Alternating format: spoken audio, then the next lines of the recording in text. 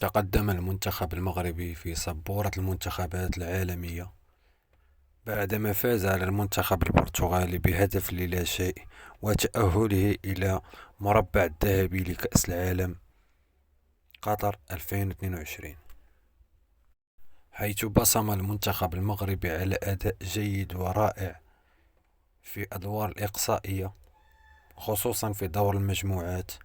بعد ذلك بعد فوزه على المنتخب الإسباني ويليه المنتخب البرتغالي،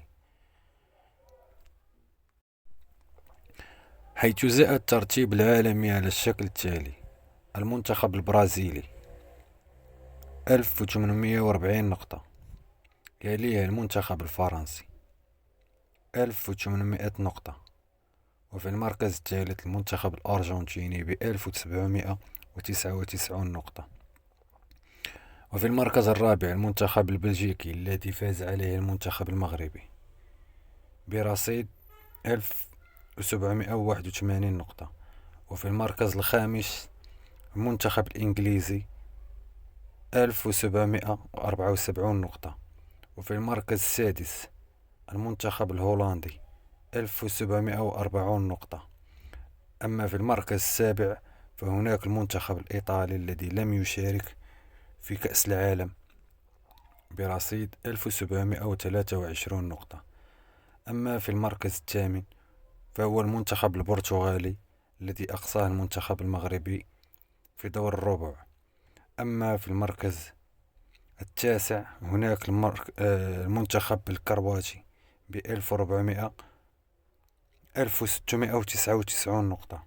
أما في المركز العاشر فهناك منتخب إسبانيا ب1693 نقطة. أما في المركز 11 فهنا احتل المغرب المرتبة 11 عالميا برصيد 1672 نقطة. وبهذا الترتيب فقد احتل المغرب رقم 1 على الصعيد الإفريقي ورقم 1 على الصعيد العربي. وللذكر بأن أحسن ترتيب بالنسبة للمنتخب المغربي في تاريخه كان سنة 1998 حينما احتل المركز العاشر. وإذا فاز المنتخب المغربي على نظيره الفرنسي فالمغرب سوف يقفز إلى المركز السابع أو الثامن عالميا، وبالتوفيق لأسود الأطلس في مقابلتهم النارية التي تجمعهم بين الديكة منتخب فرنسا، وكلنا أسود. وفي الأخير لا تنسى دعمي باشتراك ولايك ليصلكم كل جديد. شكرا.